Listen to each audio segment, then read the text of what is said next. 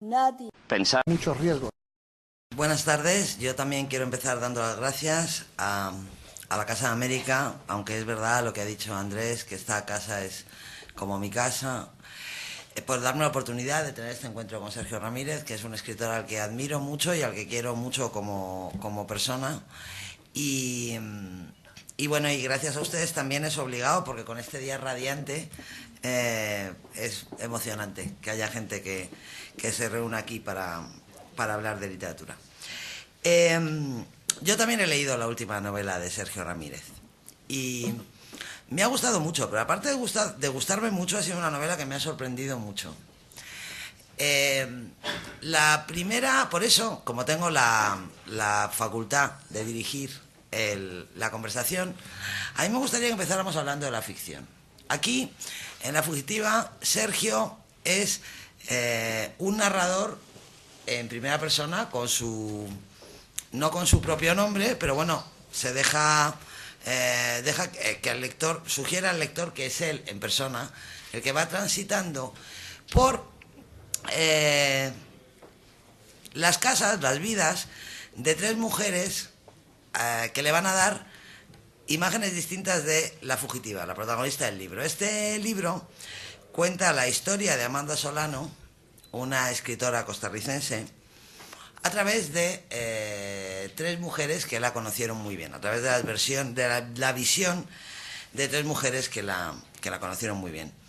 Una compañera de colegio absolutamente convencional, una mujer casada de la burguesía tica que da una imagen determinada de esta mujer rompedora y arrebatadora, una intelectual, podríamos decir, fea, una chica fea, la chica fea la llaman en la novela, que está enamorada platónicamente de ella, y un personaje que a mí me ha fascinado, que es Manuela, que es una especie de trasunto de una famosa cantante mexicana, creo yo, pero que es un personaje fascinante, que es una cantante que se enamoró de ella carnalmente, digamos que tuvo un amor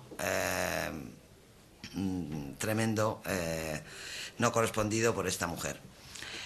La novela ocurre en Costa Rica, que es un país en el que, según Carlos Cortés, escritor costarricense, después del Big Bang no volvió a pasar nada. En una de las novelas de Carlos empieza diciendo: Costa Rica es el país donde después del Big Bang no ha vuelto a pasar nada, ¿no?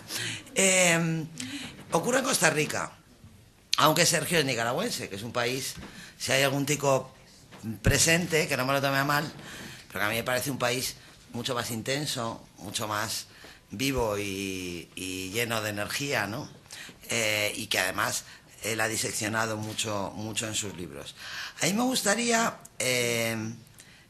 saber, es que me voy a tener que estar mordiendo la lengua toda la tarde, porque tengo ganas de dar una clave de la novela que no voy a dar, porque si la doy ustedes se van a leer el libro ya sabiendo lo que no tienen que saber, así que no voy a decirlo. Luego en la cena ya te preguntaré. Pero a mí me gustaría, yo como ahora estoy tan inmersa en los juegos de ficción y no ficción, yo que siempre he sido, y creo que tú también, una gran defensora de la ficción, y he sostenido que la ficción era una herramienta tan buena como cualquier otra para comprender la realidad, para ver el mundo. Ahora estoy muy interesada en los juegos de ficción y no ficción, que tú has manejado magistralmente en algunas novelas como Castigo Divino. Yo creo que, bueno, a mí es que Castigo Divino es una de las novelas de Sergio que más me gustan. Y yo creo que yo te empecé a leer, como todos nosotros, por Adiós Muchachos, que no es una novela, pero de alguna manera también es un artefacto narrativo basado en la no ficción, ¿no? Y ahora nos propones una indagación en la vida de un personaje que parece real. Bueno, ¿cómo se te ocurre? ¿Cómo se te ocurrió escribir esta novela? ¿Qué tenía Amanda Solano para...? ¿Quién era Amanda Solano para ti? ¿Cómo nació Amanda Solano? Bueno, muchas gracias en primer lugar a Almudena por compartir esta mesa conmigo como un gesto de la amistad que nos une y de la literatura que nos une, y gracias a Casa de América y a todos ustedes por estar presentes esta tarde aquí, que parece una tarde nicaragüense. Sí. Bueno, yo llegué a vivir a Costa Rica cuando tenía 22 años y me quedé 14 años. Entonces comencé a establecer en mi memoria, en mi mente, esas diferencias que hay entre Costa Rica y Nicaragua. Nos separa un río. Ustedes habrán oído hablar muchas veces de ese río, motivo de conflictos y todo lo demás. Comencé a conocer esta sociedad, pero el modelo, voy a llamar modelo en los términos que lo usa Hemingway, que uno toma un modelo de la vida real para construir una ficción. El modelo de esta novela es una mujer que se llama Yolanda Oriamuno, y cuando yo llegué en 1964, Yolanda acababa de ser repatriada, sus restos acababan de ser repatriados desde el Panteón Francés de México, donde estaba enterrada bajo un número, al Panteón General de San José, donde hoy sigue enterrada bajo otro número, es decir, en el más absoluto de los anonimatos.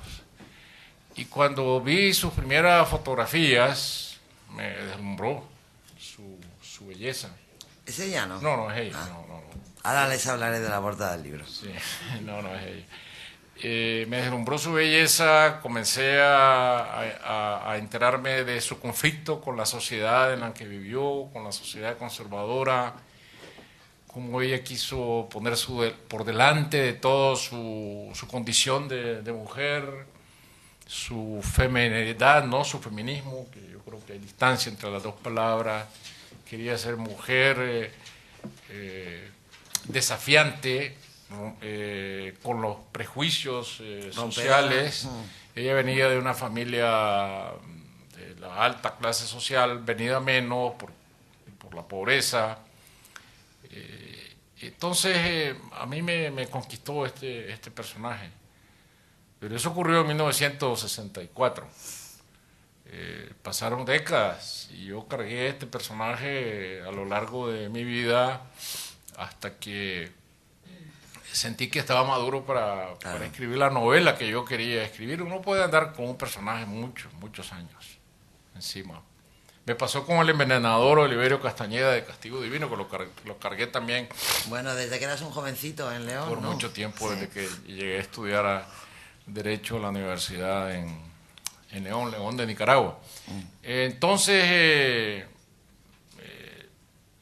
volví a Costa Rica y me fui a la Hemeroteca Nacional, a la biblioteca, a ver colecciones de fotografías, periódicos viejos, porque yo lo que quería era meterme dentro de la atmósfera. Yo había conocido ese San José pequeño que giraba todo alrededor del Teatro Nacional, una ciudad que no tiene el desorden inmenso que tiene hoy en día, no causado por los nicaragüenses inmigrantes, sino porque es una ciudad que ha crecido demasiado.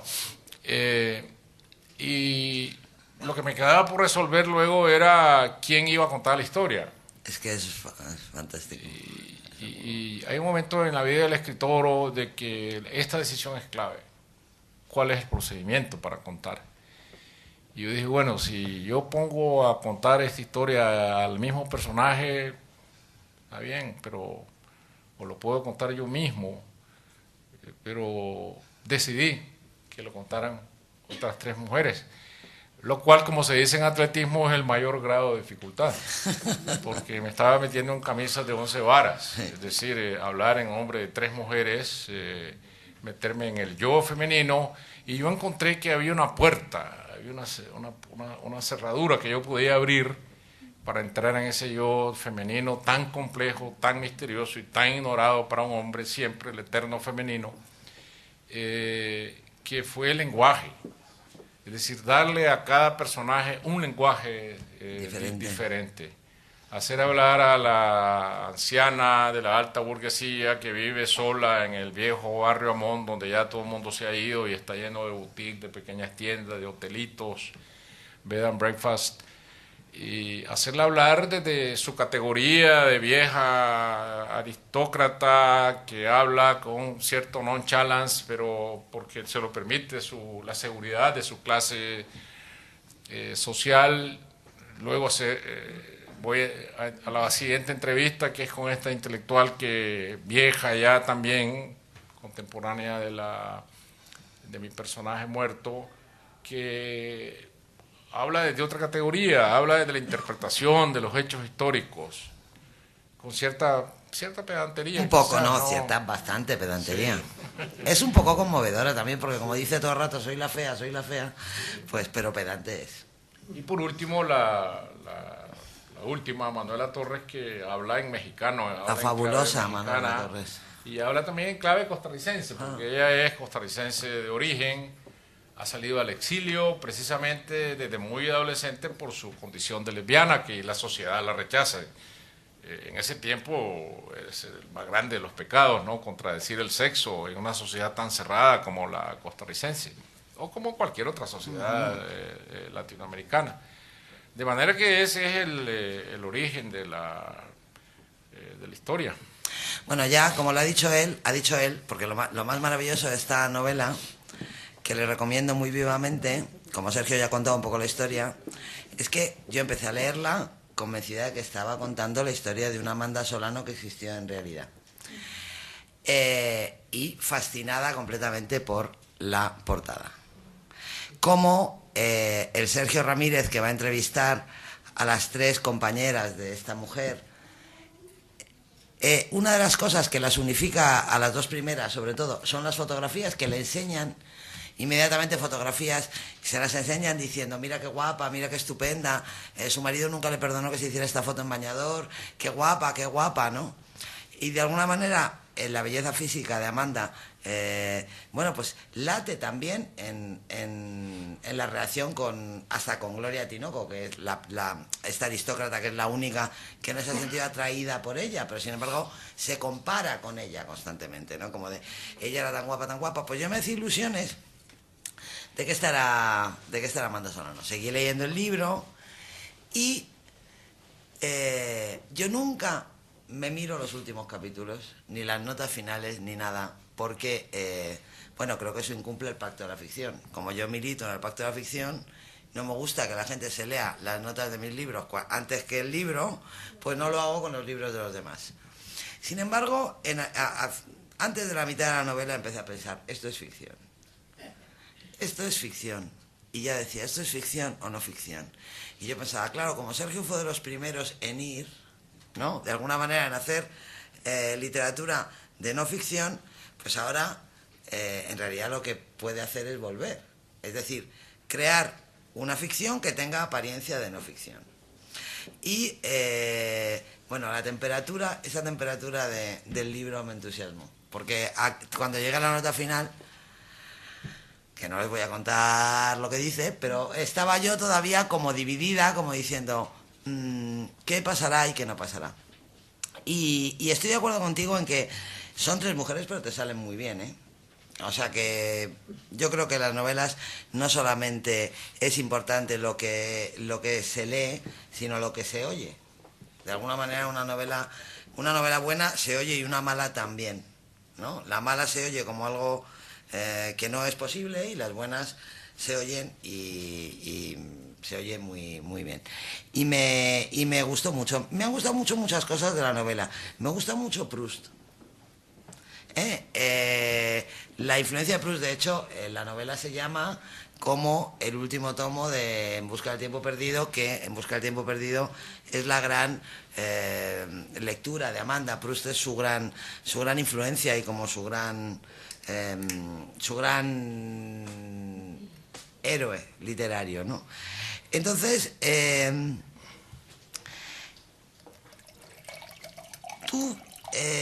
si tú tuvieras que... Porque se supone que es que no puedo hablar de la novela, yo seguiría hablando de la novela por todo el rato, pero se supone que tienes que contarnos cómo la has escrito. Entonces, por ejemplo, Proust, ¿te ha pesado a ti? ¿Ha sido algo más que un truco o que un apoyo en el libro? No, porque esta mujer que sirve de modelo a mi novela, cuando se hablaba de ella entre escritores de su generación, yo los conocí muy bien todavía, decían con cierta sorna que esta mujer tenía prustitis. Y yo lo pongo eso en la novela. ¿Por qué? Porque ella llegaba a desafiar la literatura vernácula que se escribía en Centroamérica entonces. El personaje era el campesino, el indígena. Los cuentos que se contaban eran cuentos coloridos, pintorescos, alrededor de... Lo más que se llegaba era hablar de los obreros bananeros. Entonces ella comienza a leer a Proust.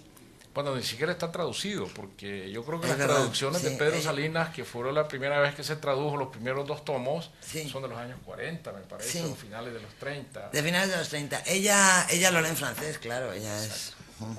Y por qué milagro llegan hasta una librería de San José todos estos grandes tomos de Gallimard. Había 3 colecciones, ella compró una y el librero acaba devolviendo las otras 2, me parece, ¿no? Entonces esto es lo primero, su ruptura con la tradición literaria. Ahora, yo lo que me propuse es, como lo diría, engañar al lector, ¿no? Bueno, claro, y lo consigues totalmente. Porque yo lo que escribo es una biografía, un reportaje. Yo me coloco a la entrada del libro en el papel del periodista que está allí viendo cómo bajan del avión este cajón de pino que abren con barretas y van a sacar el ataúd. Y luego voy a entrevistar a estas 3 mujeres. Se te ve casi con una grabadora en la mano. Vamos. Un periodista. Como le haría un periodista que se saca de en medio y a la hora de editar su trabajo se saca de en medio y deja que el personaje habla, como lo hacen los periodistas que respetan verdaderamente su oficio, que no son intervencionistas, ¿no? Que no se inmiscuyen en lo que el personaje está diciendo. Claro, pero aquí tenemos a una lectora como Almudena que nunca se me olvida algo que me dijo una vez, que ella había llegado a un momento en que se había deslumbrado al encontrar que podía verle los andamios a Cervantes. Bueno, en el claro. Quijote, y se le vio los andamios a Cervantes. No, hombre, no, y tú también se los ves, no, hombre. Pero es que a mí me fascina eso, o sea, yo a la literatura le debo muchas cosas, pero una de las cosas que le debo es haber aprendido que la buena literatura, aparte de producir alegría y entusiasmo y estímulo para escribir, y no hay nada que te anime más a escribir que un buen libro, pero la buena literatura, y eso tiene que ver con algo que has dicho tú antes, pero consiste en que un escritor te da de comer ruedas de molino y tú dices, qué bien, dame más, dame más, dame más. O sea, me lo estoy tragando, y qué bien me está sentando, ¿no? Y como una parte de eso es que puedes verle los andamios a una novela, pero en vez de, en el mal sentido, en el sentido de admirarte, de decir, qué maravilla, ¿no? O sea, yo eso sí es verdad que lo cuento. Yo leí El Quijote una vez después de ser novelista y el segundo tomo prácticamente me lo leí de rodillas. O sea, no me puse de rodillas porque sería un poco ridículo, pero yo moralmente estaba de rodillas, ¿no? Porque estaba fascinada. Y a mí me interesa mucho, como supongo que te interesará a ti, indagar siempre en las novelas como artefacto, ¿no? Porque yo siempre he pensado que en este oficio nuestro, aunque los críticos no hagan caso, aunque siempre que se habla de una novela se suele hablar de si hay muchos adjetivos, de si hay pocos adjetivos, de si el lenguaje es florido, de si el lenguaje no es florido, de que si... Realmente lo más importante es la estructura. Las novelas son como casas, creo yo, ¿no? Entonces, una novela bien construida, una casa bien construida y fea, no tiene ningún problema porque le cambias las ventanas de sitio, la pintas y ya está bien construida y bonita. Una novela mal construida y bonita, da igual que sea bonita, pues se ha caído. Y entonces no hay novela, ¿no? Entonces por eso me interesa mucho esto. Otra cosa que me interesa mucho, que lo has dicho tú antes, porque eso a mí también me ha pasado, es lo de las historias que se llevan dentro durante mucho tiempo y hay que esperar el momento en el que uno se encuentra con ánimos o con capacidad para contarla. Es verdad que hay libros que se escriben cuando uno quiere, que normalmente son las primeras novelas y normalmente, bueno, pues salen regular, y luego yo creo que un rasgo de la madurez es darse cuenta de que vas a escribir una novela porque ahora puedes, ¿no? Pero eso ocurre mucho con las historias que te encuentran, ¿no? Hay una edad en la que buscas historias y hay momentos en la vida en los que parece que las historias te encuentran a ti. O una historia que te ha encontrado hace mucho tiempo, de repente adquiere una relevancia esta mujer a la que tú habías llevado dentro mucho tiempo, de repente piensas, ha llegado el momento de escribir esta historia. Y a mí me gustaría saber, ¿tú cómo te planificas para escribir? ¿Eres muy minucioso, piensas mucho los libros, haces borradores, te lanzas alegremente? ¿Cuál es tu sistema? Bueno, hay sistemas de sistemas, ¿no? Y creo que Hombre, cada claro. escritor tiene su... Cada uno tiene el suyo y no vale para los demás. Yo creo que no vale como regla. Para mí, si se trata de escribir un cuento, yo ya sé a dónde voy. Claro. Porque yo ya tengo la historia completa y además sé que en un cuento tengo pocas páginas. Para mí las reglas son entre 12 y 15 cuartillas, 16 tal vez. Y entonces yo tengo que tener una historia, una sola historia, porque en pocas páginas no vas a contar 5 historias. Tengo que tener pocos personajes y tengo que tener el final. Es decir, yo creo que cuando una historia corta uno tiene el final, ya lo tiene todo. Si ya tiene escrito el final, ya lo tiene todo y uno puede ganarle por nocaut al lector, como decía Julio Cortázar. Es bonito eso. Pero con la novela para mí es un misterio, ¿no? Una vez me decía Carlos Fuentes, yo creo que uno escribe las novelas en base a los sueños de la noche anterior que ha olvidado. Bueno, eso sería una buena explicación. Como no sabemos decir por qué las escribimos, eso está bastante bien. Lo que pasa es que uno se puede hacer un mapa narrativo, hacerse una carta de marear. Bueno, yo voy a ir de aquí a aquí, en este barco han montado estos personajes, pero a mitad del viaje resulta que el barco toca puerto en un lugar que es imprevisto, se bajan unos personajes, se suben otros, y el barco que iba para el puerto X llega al puerto Y, pero llegó con buen viento, aunque no es lo que te habías propuesto. Claro. Porque es un viaje muy, muy complicado y hay veces un personaje que apenas es una línea, un hombre, se comienza a apoderarse de la novela, comienza a apoderarse de la mente del escritor y comienza a dominarlo todo. Yo tenía más o menos resuelto las primeras 2 voces narrativas. Y la tercera fue una sorpresa para mí encontrarla. Una noche de velo yo dije, yo tengo quién va a ser la tercera voz, que va a ser esta mujer cantante que sale exiliada. La tercera es verdad que aparece citada como de pasada al principio, en las primeras partes. Y entonces esta va a ser la tercera voz, pero todavía al final yo tenía una duda, bueno, ¿y cómo se cierra esto? Voy a poner escribí unas cartas apócrifas de Amanda. De Amanda. Eso habría sido bonito. Para ponerlas al final, pero mi resolución definitiva fue, bueno, no, estos 3 relatos se corresponden entre ellos, tienen contradicciones, son 3 mujeres que están recordando el mismo personaje desde la ancianidad, todas tienen 90 años, entonces tienen huecos en su memoria, tienen cosas que repiten, se contradicen, pero es la misma historia, entre las tres componen un solo retrato. Pero quizá estaba recordando una cosa, y es de que yo cuando tenía 12 años, yo fui proyeccionista de cine como el personaje de Giuseppe Tornatore. Porque mi tío era dueño del único cine que había en el pueblo y yo vivía metido en la caseta, y entonces al final me hice el proyeccionista profesional. Cuando se emborrachaba el proyeccionista de planta, mi tío me iba a buscar y yo era el que pasaba la película, y yo montaba los rollos, se quemaba la película en esos tiempos, es cierto, se quemaban y uno tenía que ir a la devanadora, empalmar, pegar con acetato y devolver el rollo al aparato antes de que botaran a pedradas la caseta de... Aquí lo que hacía el párroco público, era, ¿no?, cortar los besos en España, ¿sabes? Sí, eso está también en Cinema Paradiso. Sí. Pero en ese tiempo, a los pueblos pequeños de Nicaragua es algo que hoy parece surrealista. Llegaba el cine europeo, que hoy no llega.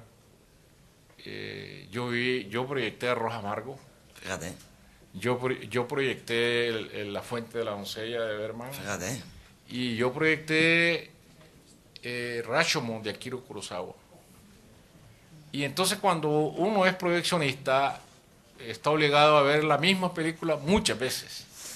Porque en la caseta de proyección hay dos ventanillas para los dos aparatos y una tercera ventanilla para el proyeccionista, porque tiene que estar vigilando la corrección de la proyección constantemente. Entonces yo aprendí que Kurosawa enseñaba en esa película que una misma historia vista por 5 personas nunca es la misma historia. Esa fue una gran lección narrativa para mí de esa edad, de que un crimen en el bosque, hay 5 testigos, el juez llama a los testigos, incluso al muerto que lo interrogan por medio de un medium, al asesinado, y cada uno cuenta la historia como una historia diferente, de manera que se tratan de 5 películas distintas. Entonces, desde ese viejo recuerdo yo encontré aquí sí. el procedimiento. Y es muy interesante, porque fíjate que es verdad que ellas dan visiones contradictorias de Amanda, como es propio también de mujeres tan distintas, ¿no? Una ama de casa burguesa, felizmente casada, una intelectual soltera, que tenía una especie de enamoramiento platónico, y la reina del Tenampa, que es decir, una cantante que va con un jorongo rojo y se pasa las noches borracha con José Alfredo Jiménez, dan versiones contradictorias de Amanda. Lo más interesante de ese juego de perspectiva, a mí me fascinan los juegos de perspectiva, me interesan mucho. Y me interesan mucho los espejos en las novelas. O sea, lo de colocar espejos en los que los personajes se vayan mirando y vean cosas que a lo mejor como en las películas de Orson Welles, sí. Que a lo mejor esperan y que a lo mejor no. Lo más interesante de estos juegos de perspectiva, de estas 3 mujeres que hablan de Amanda, es que dan versiones contradictorias, pero tú logras inquietar al lector, y eso siempre es una buena cosa, porque no se sabe bien si esa contradicción proviene de la diferencia del carácter de cada una o proviene de la propia Amanda, que era una mujer a la que le gustaba, pues engañar de alguna manera. Digamos que a su amiga más burguesa la contaba las cosas menos, de una forma menos desgarrada, a su otra amiga le contaba la historia de una felicidad conyugal que no existía, toda la historia de la enfermedad del primer marido, ¿no? Entonces es muy inquietante porque yo no sabía, ¿no? Al principio lo más fácil es pensar, bueno, es que cada una la ve de una manera, pero no, hay una especie de laguna en la que no se sabe quién es Amanda Solano en realidad, ¿no? O sea, no solamente hay 3 Amandas, ni siquiera hay 4, la que existió en realidad, y las 3 que cuentan, sino que es probable que haya más, ¿no? Y eso a mí me parece muy bien. Yo creo que siempre es muy interesante alterar un poco el estado de ánimo del lector cuando lee una novela, que no se trata solamente de contar una historia que sea interesante, que esté bien medida y tal, sino que es bueno inquietarle un poco, ¿no? Alterarle un poco. Y en ese sentido la novela funciona muy bien. Luego, por otro lado, un elemento constante de la novela es Centroamérica, ¿no? O sea, el autor de la novela es nicaragüense, es el propio Sergio, que va casi con una narradora. Él no dice que es Sergio, pero funciona como tal, le ves casi con una grabadora tomando té o tomando tequila, según la personalidad de la entrevistada. Pero claro, el nicaragüense se encuentra con una sirvienta nicaragüense en la primera casa, y hay una alusión constante a los nicaragüenses de Costa Rica, en todos los sentidos, en más de un sentido, digamos.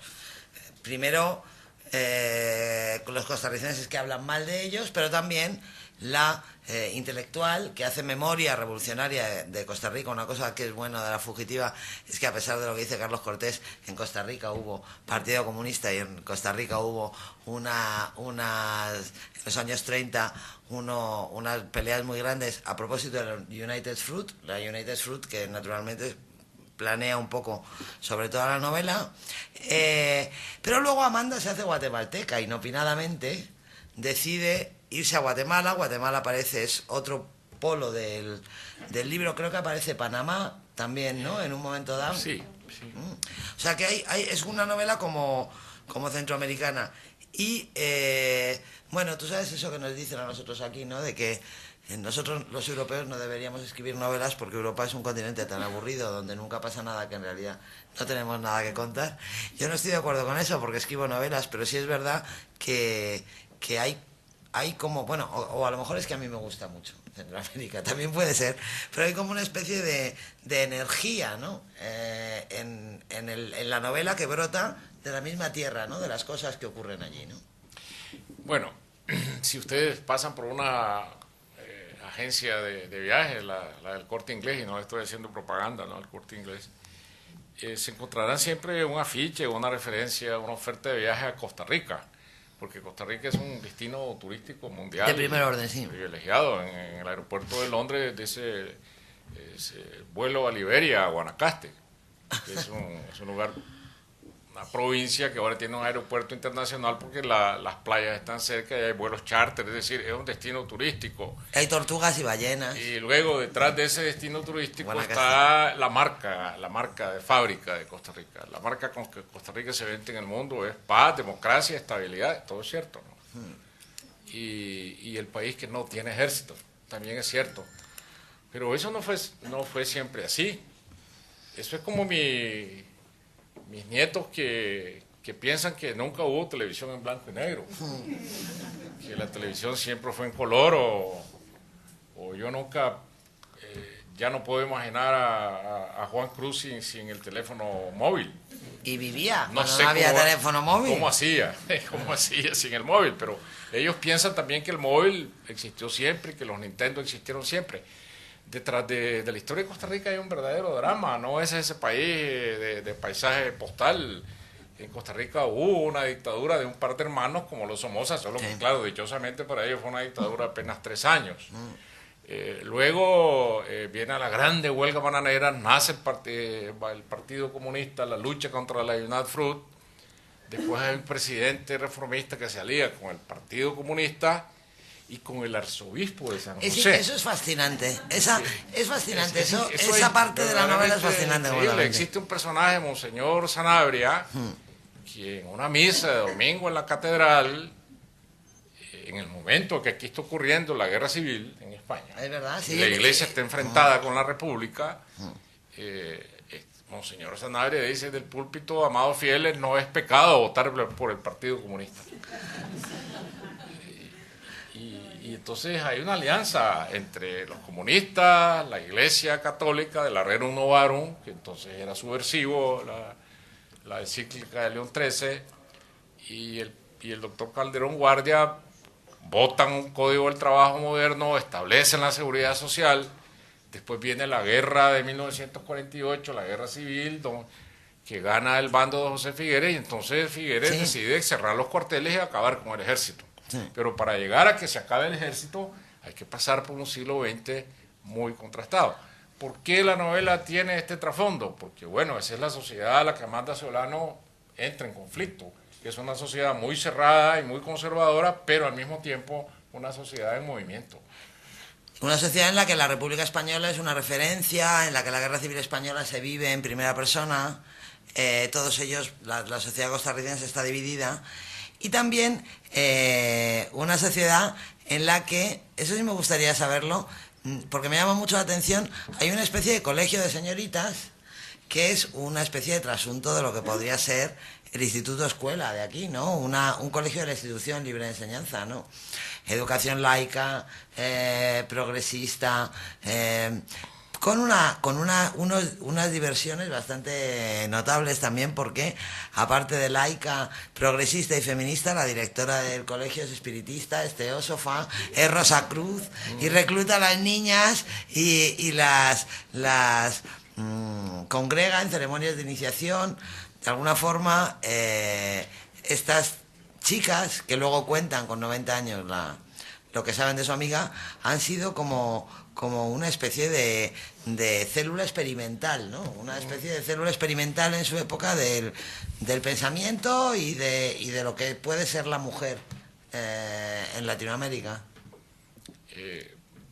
esos son también milagros de este tipo de sociedad tan particular como es Costa Rica. En el siglo XIX el liberalismo positivista se vive a fondo. Sí, sí, es muy interesante, eso es muy divertido. Y deciden en 1870 y tantos, deciden establecer dos colegios laicos, el Liceo de Varones y el Colegio de Señoritas, regentados por profesores europeos que no tienen nada que ver ni con los curas ni con las monjas, y imparten una educación laica, de avanzada, y eso comienza a formar las bases de una civilidad a largo plazo en el país. Y después, como son cafetaleros ricos, campesinos, que de repente se ven con plata en el bolsillo, dice, bueno, ahora queremos tener un teatro nacional. Bueno, y hacen un teatro nacional. Queremos tener un teatro, la ópera Garnier, poco más como o menos. la ópera de París, pero más chiquito, ¿no? Como la ópera Garnier, pero ahí está el teatro nacional y alrededor de una aldea, es una aldea alrededor de... Sí, es verdad, y sigue siendo así, ¿eh? Teatro nacional. Sí, sigue siendo así. Y es estupendo porque el presidente decide que quiere a Shakespeare y ¿a quién más? Quiere a Shakespeare y no sé, no me acuerdo. En la fachada, y el escultor dice que no, que van a ser Calderón de la... a Mozart y a Shakespeare, y el escultor dice que no, que van a ser Calderón de la Barca y Beethoven porque son mucho mejores y le gustan al más.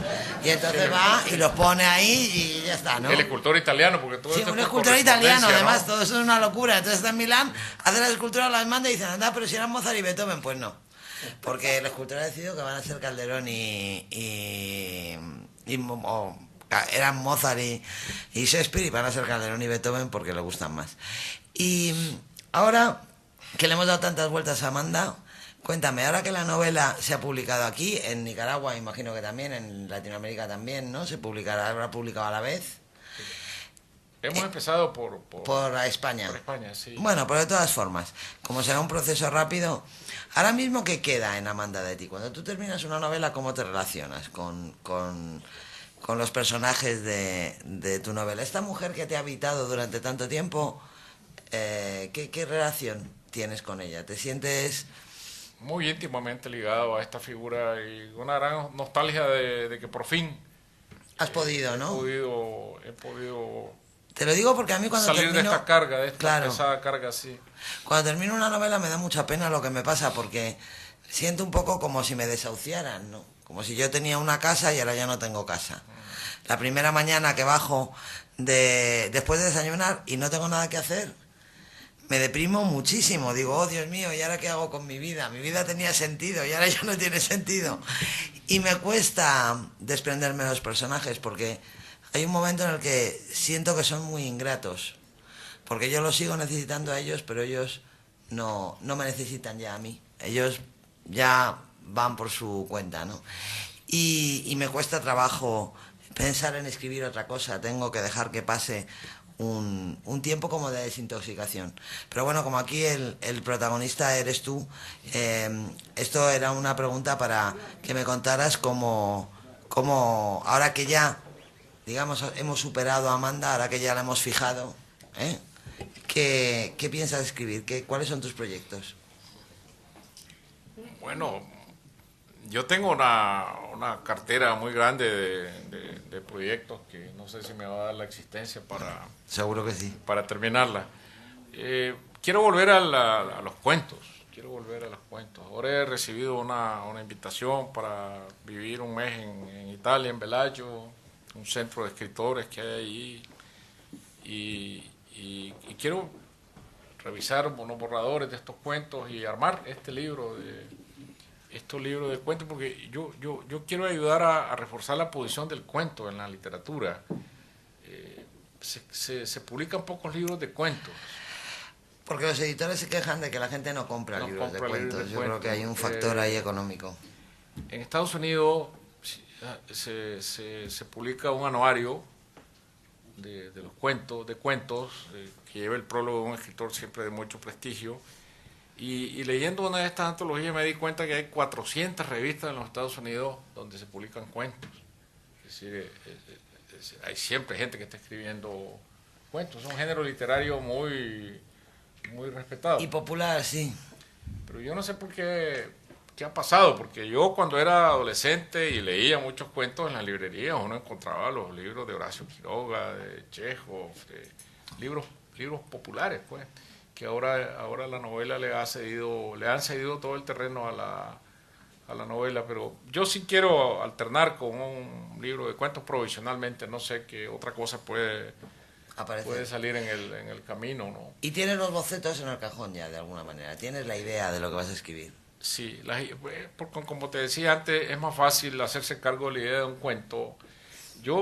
Mis cuentos vienen generalmente de la Crónica Roja. Yo soy un lector empedernido de la Crónica Roja, de las historias policíacas. Aquí negra, para los españoles. Negra, le dimos negra. Sí. O la crónica de Boulevard, como se dice en Alemania. Entonces, guardo muchas cosas que salen ahí que son verdaderas historias. Ya están ahí, no hay más que retocarlas. Bueno, pues muy bien. Con esta mirada al futuro vamos a abrir un poco el coloquio. Si no, seguimos hablando, pero seguramente tendrán muchas cosas que preguntarle a Sergio. Si ustedes le preguntan, hay un micrófono. Luego le podemos pedir que nos lea un fragmento de su novela para que conozcan más de cerca a Amanda Solano. ¿Quién se anima? No me lo puedo creer. Ah, vale, muy bien. Perdón, aquí. Buenas tardes.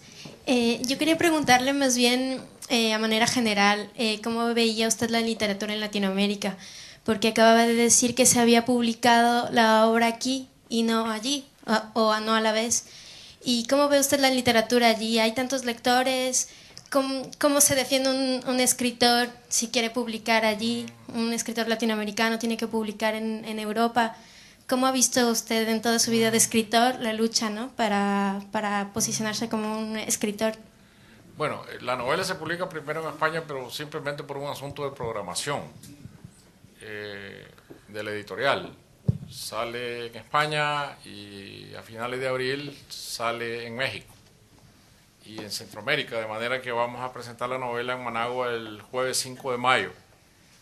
Y luego la siguiente semana, el 9 de mayo en Panamá y el 13, 14 de mayo en San José, que me parece que es la presentación estrella, donde vamos a probar qué clase de polémica... Teatro Nacional, no. En el Teatro Nacional sería el sitio. ¿Qué clase de polémica abre la novela? Que alguna habrá, porque es el primer círculo, ¿no? Donde en el siguiente círculo ya no importa si el personaje se llama Yolanda Oreamuno o Amanda Solano, pero en el primer círculo sí, porque es un personaje de carne y hueso que la gente recuerda. Y sigue teniendo su club de fans como sí, Amanda. Tiene un club de fans y alguna gente dirá, como sucede siempre, esta no es la verdadera historia. No es la verdadera historia porque no es una biografía. Pero ya estamos preparados para eso. Es una invención y vamos a presentarla en México, en Monterrey el 29 de mayo y en la Ciudad de México me parece que el 31.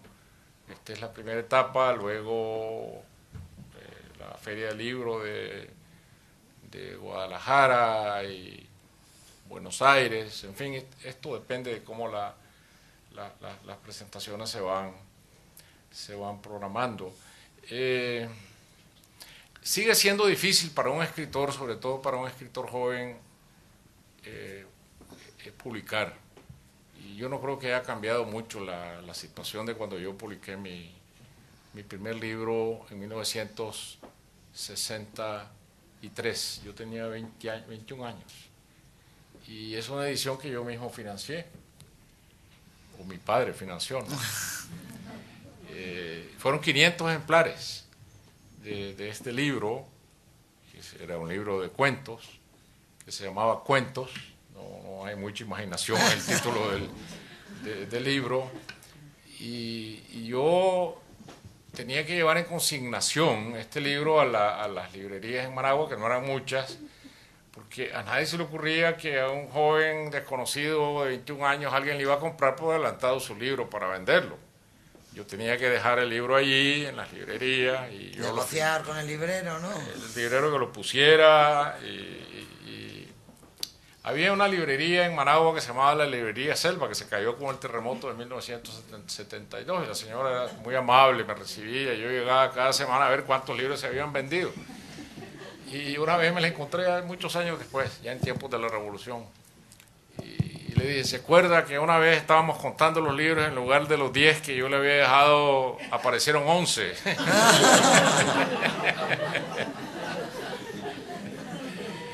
Y la otra parte, Tulita, que está aquí presente, mi mujer, que éramos novios entonces, la vendía de puerta en puerta en León, para yo me horrorizaba de vergüenza, ¿no?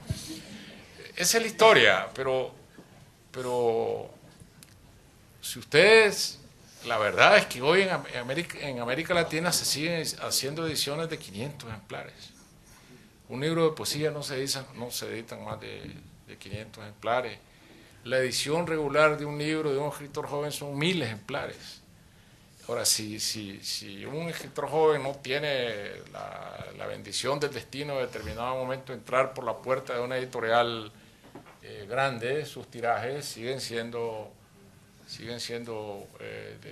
limitados. Esa es la realidad de ahora, que un escritor boliviano se lee en Ecuador o que un escritor ecuatoriano se lee en Guatemala sigue siendo muy complicado. Es decir, los países están compartimentados en cuanto a los libros que publican, a menos que, repito, una editorial grande los haga circular de un país a otro, pero esa es la realidad, es una lucha muy, muy dura. Hola, buenas tardes.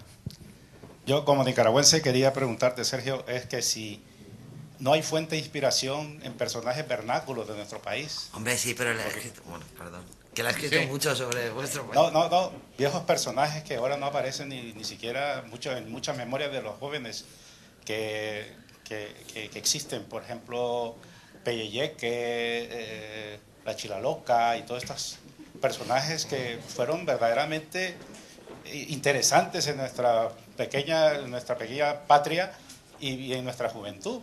Pero yo sé que has escrito mucho, pero que con respecto a estos personajes no te inspiran, no. Claro, pero claro que sí. En mi novela Margarita está tan linda la mujer, hay un personaje que se llama La Caimana. Tú recordarás que era un personaje tradicional, era alguien que tenía una fábrica de pólvora, hacía cohetes y nadie sabía si era hombre o si era mujer.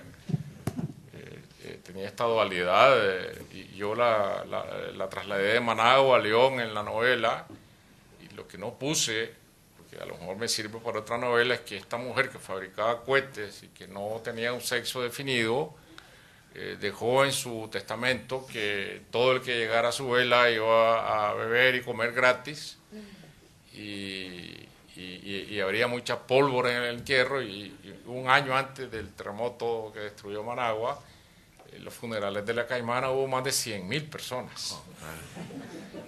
Eso es lo que la novela, lo que la realidad le dicta siempre a la novela, y uno tiene siempre un reservorio de personajes de los que echar mano. ¿Y había comida para todo? Sí, Claro, abundante. La Caimana había hecho mucho dinero con la pólvora. Abundante comida y bebida, sí. Es Nicaragua, además. Tenía muy mala leche, se pegaba con la gente. Que tenía mala leche, dice este señor, que se pegaba con la gente. La Sí. Caimana, no sé. ¿Alguien más? Sí. Sí. En el primer círculo que hablas de castigo divino, hubo una cierta controversia porque personajes de la novela están vivos, bueno, descendientes. En este libro que estamos hablando ahora, también habrá un pequeño círculo. ¿Cómo sopesa el escritor ese compromiso? Esa es una pregunta interesante, porque es una grave dificultad. Cuando uno se mete a tomar como modelo de un personaje a alguien de la vida real que tiene familiares vivos, que están allí, mi personaje no lleva el nombre del personaje real, obviamente, porque no es ese personaje, es un personaje de ficción, pero siempre no deja de haber dificultades. Entonces lo primero que yo hago, y yo se lo recomiendo al que quiera seguir este camino de la escritura, es que cuando uno escribe un libro de este tipo hay que escribirlo como que nadie lo va a leer nunca. Sí. Porque si uno va creando prejuicios sobre la lectura y que esto no le va a gustar a fulano, me voy a meter en enredos. Hay enredos peores como los de Santiago Roncayolo que los míos, ¿no? Bueno. pero uno tiene que hacer, decir, yo estoy escribiendo para mí mismo y uno se acostumbra a lo que está escribiendo, uno va perdiendo el miedo, el temor del que dirán y entonces al final la novela se termina sola de esta manera. En Castigo Divino, yo en la última versión, y como entonces yo ya escribía con un ordenador, en los años 80, eso era Nicaragua, no había, creo, más ordenador que el mío, que se escribía con un sistema que se llama Symphony, que era uno de estos disquetes suaves, y una novela eran 20 disquetes, 30 disquetes. Ahora no hay quien lea eso, por eso la única palabra que sobrevive es la escrita, advierto eso, ¿no? El papel es lo único que sobrevive, ese sistema no lo lee ni Dios. Entonces, yo al final me divertí cambiando los nombres de los personajes, poniéndole los nombres de mis amigos. Es verdad. Nombres de mis amigos. Sale ahí Ariel Dorfman, Antonio Escármeta, sale Oscar Collazo, y puse a una amiga guatemalteca, le puse el nombre de un personaje que no está bien parado en la novela y eso se enemistó conmigo terriblemente. Y yo creo que yo tuve la culpa, ¿no? Pero yo creo que se enfadan siempre. Por eso es mejor no pensar en ellos. Siempre pensarlo, se van a enfadar. no, y nunca sabes cuál precisamente se va a enfadar. A veces se enfada justo el que tú crees que no se va a enfadar, pero antes o después. Sí. Está muy bien eso de escribir sin pensar. Y en yo espero que habrá se va a publicar. alguna polémica. Ahora sí, cuando hay polémica le va bien a los libros. ¿Perdón? Sobre todo al escritor. Al No, escritor. hombre, a los libros. Pero cuando son personajes reales, ¿se puede olvidar de la corte de historiadores que le van a perseguir de por vida? Sí, eso también es parte del riesgo, porque hay quienes reclaman el apego estricto a la realidad. Me ha pasado con Rubén Darío, que es personaje de dos de mis novelas, entonces mucha gente reclama que esto no es así. Hay gente que dice que Rubén Darío no era tan alcohólico como yo lo pongo. Bueno. Y que es una ofensa a la dignidad nacional poner a Rubén Darío como alcohólico, porque está en la estatua de bronce y nadie lo puede bajar de ahí. Bueno, era un ser humano, ¿no? Y el novelista aborda a los personajes como seres humanos, no como estatuas de bronce. La Era un estatua ser de bronce humano inconmovible. alcohólico. Sí, acabo de hablar sobre él en Palma de Mallorca, en un ciclo que hay sobre escritores que han vivido en Mallorca. Y yo hablaba sobre eso, ¿no? Sobre las razones del alcoholismo de Darío, y por lo cual yo creo que era alcohólico, su infancia terrible, etcétera. Todo tiene una explicación, pero existe siempre esta dificultad de meterse con los personajes reales, es inevitable. Bueno, y en el caso de Rubén en Nicaragua es que no es un personaje, es un semidios. Sí. Claro, tiene una condición ahí divina, ¿no? Divina, sí. Yo creo que a él le habría gustado el retrato que haces de él. Yo como nicaragüense, bueno, en Nicaragua se dice un dicho que el oro, aunque esté en el lodo, brilla. Y eso se lo dicen a Rubén Darío. Claro, Que aunque claro, él era alcohólico, pero un gran personaje. claro, naturalmente. Sí, yo creo que él mismo escribió algo sobre eso. Sí. El poeta Ángel González, que era asturiano, contaba que una tía suya, no me acuerdo quién de su familia, Rubén Darío un verano alquiló una casa en Asturias, Sí. en un pueblecito, y que ese pariente de Ángel, que no me acuerdo, tendría que estar aquí mi marido, que se sabe la historia mejor que yo, le veía y que Rubén bebía solo, callado, muy educado, bebía. Entonces llegaba la sirvienta a avisarle, y ¿qué dice la señora que está a la cena? Y él decía, ahorita voy. Y a la media hora llegaba otra vez la sirvienta, ¿qué dice la señora que está a la cena? Ahorita voy. Y que podía estar como 3 horas bebiendo y diciendo, ahorita voy, cada media hora, hasta que llegaba la sirvienta. A mí siempre me ha gustado mucho esa historia, el ahorita voy, y pensar en Asturias lo que llamaría la atención, ¿no? La ternura que les daría a todos, también ver a ese señor tan educado. En ese verano que Darío pasó en Asturias, no recuerdo el año, Yo tampoco. ocurrió un eclipse total de sol. Y él vio este eclipse de este pueblecito de Asturias. Y ahí todo el mundo con los lentes cortaba las botellas, el fondo de la botella para usarlo como lente ahumado, ¿sí? Como vidrio ahumado para ver el eclipse. Bueno, yo como lectora tuya y de Darío, creo que a Darío le habría gustado encontrarse en tus libros. Bueno, tenemos que... Yo como nicaragüense pienso de que no solamente a ti o a Darío, sino que a cualquiera que siente que alguien se dedica a escribir diciendo de dónde es, pues que sea un orgullo del sitio, ya es un honor. Y así es que para mí es mucha honra no solo que vengas aquí, sino que querrás retomar el asunto de los cuentos, porque sé que de niños en nuestro sitio se vive con mucho entusiasmo lo de los cuentos y es una gozada saber de que hoy en día pues tengas ese interés y esa valentía de seguir adelante. Y que mucha gente va a criticar. Hombre, sí, lo único que están excepto de que están eximidos a que no sean criticados es los que se sientan a no hacer nada. Muy bien. Eso está muy bien. Gracias. Está muy bien en la literatura, en la vida, en la política y en todo. Bueno, creo que terminamos, ¿no? Bueno, ¿hay alguna pregunta más interesantísima? Pero es Si interesantísima. piensa volver a la política ya que Espera. están No le oímos. Él pregunta que si yo pienso volver a la política. No, jamás. campaña preelectoral. La ha olvidado por Yo completo. abandoné la política hace ya 16 años y no pienso volver nunca.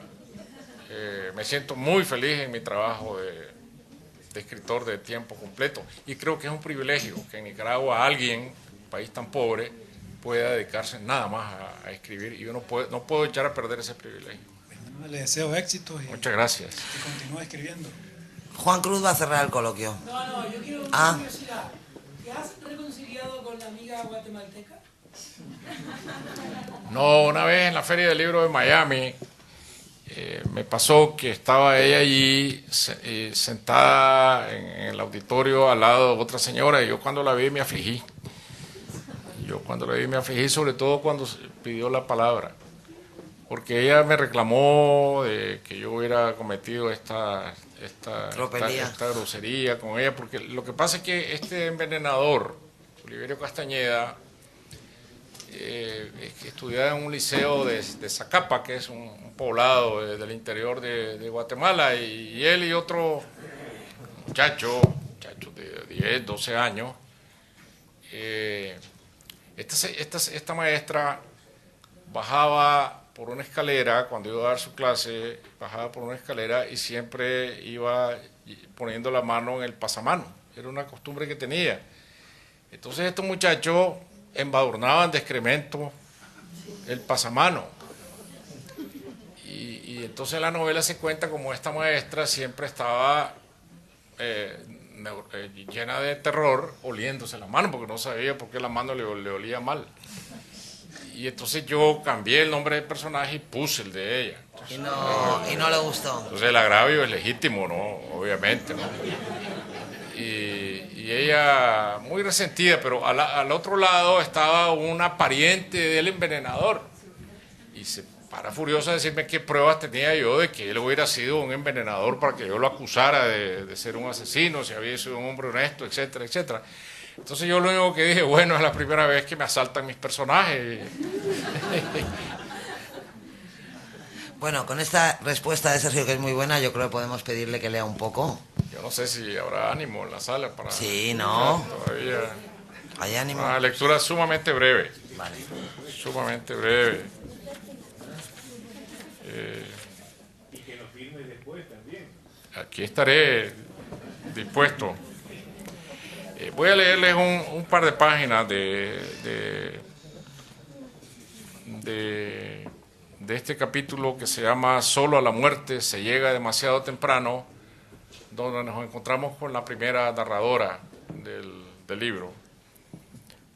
Dice, desde la calle donde se halla el chalet de estilo misionero de doña Gloria Tinoco, viuda de Iglesias, en el barrio Amón, es posible escuchar el sosegado rumor de las aguas del río Torres que corre en una hondonada entre la espesura salpicada por techos rojos de zinc y de la que llegan de cuando en cuando los chillidos de los simios presos en las jaulas del Parque Zoológico Simón Bolívar, al que la gente llama más comúnmente el Parque de los Monos.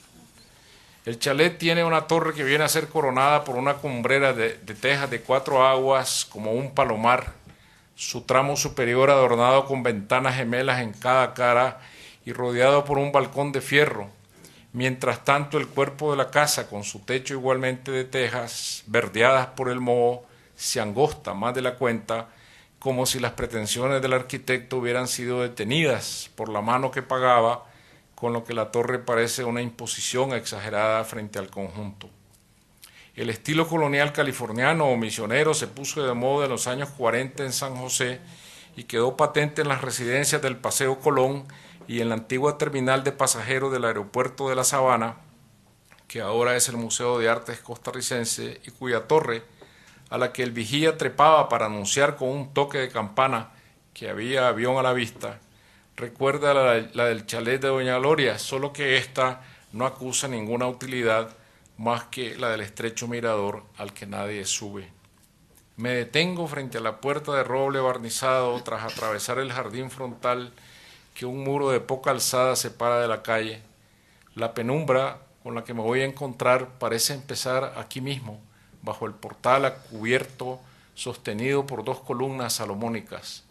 Y aunque la puerta tiene una pesada argolla que un día sirvió para llamar golpeándola contra la chapa, ahora hay un timbre alado, el botón al centro de una placa de reflejos verdes, hacia el que baja el cordón eléctrico que una mano de pintura beige, del mismo color de la pared, busca ocultar. Una mujer madura, cuyo uniforme de enfermera cruje con el almidón al paso de sus zapatos imitación de Adidas, viene a abrirme. Me conozco esos rasgos, los anchos pómulos, la piel morena, el pelo lacio tan negro, nicaragüense. Solo lo había visto en la tele, me dice, con intencionado acento costarricense, mientras su boca, en la que hay reflejos de calzaduras de oro, enseña una entusiasta sonrisa cómplice que luego esconde tras el dorso de la mano. Los emigrantes nicaragüenses son muy abundantes en Costa Rica.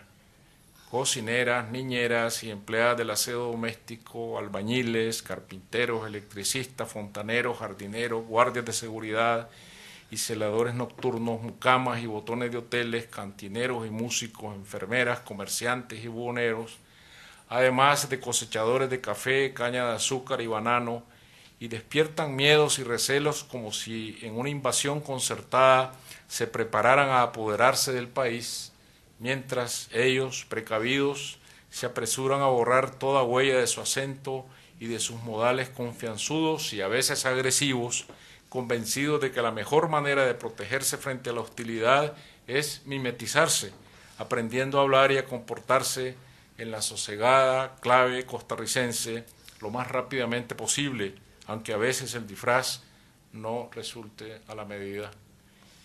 Un espejo art deco de cuerpo entero sin moldura se erige contra la pared que delimita el recibidor, a un lado un perchero de pedestal que se abre como una mano para recibir los abrigos que en un tiempo fueron comunes en San José antes de que se volviera una ciudad de clima tropical, y al otro un cajón para depositar los paraguas, que no está de más, desde luego que las lluvias puntuales de las 2 de la tarde, aunque menos copiosas, no abandonan la meseta central. Detrás de la pared del espejo está la sala, sumida en esa penumbra que se anunciaba desde fuera, una penumbra húmeda, no solo a causa de la lluvia que no deja que nada se oree, sino del encierro, un encierro de cortinas corridas que huele a la cera con que se abrillanta el parqué, y hay también un lejano aroma de cocina. Los muebles están cubiertos por fundas de manta, como si los dueños se hallaran ausentes en un largo viaje, y por todas partes brillan los adornos de plata que parecen ascuas de un incendio hace tiempo sofocado. Al fondo, al lado de un piano de cola que roba espacio en la estancia, aguarda a mi anfitriona.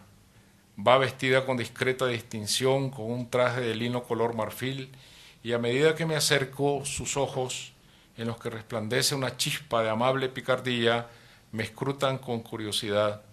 Su delgadez, que hace parte de su elegancia, parece más bien el fruto de una disciplina de toda la vida que consecuencia de la edad. Tampoco sus arrugas muestran decrepitud, sino discreción en el acto de envejecer. Y la lleva con naturalidad, como lleva su sonrisa y como lleva el cabello corto de tinte plateado. Me extiende la mano y ahora sí, esa mano vieja parece un guante ajeno. El enjambre de venas gruesas realzadas sobre el torso estriado como una antigua porcelana, los anillos que pesan en los dedos y las pulseras que pesan en la muñeca, y me dice, sonriendo, sin dejar de mirarme, que no esperaba que yo fuera tan puntual. Cuando se da una cita para las 10 de la mañana y se llega a la hora exacta, se puede cometer una imprudencia.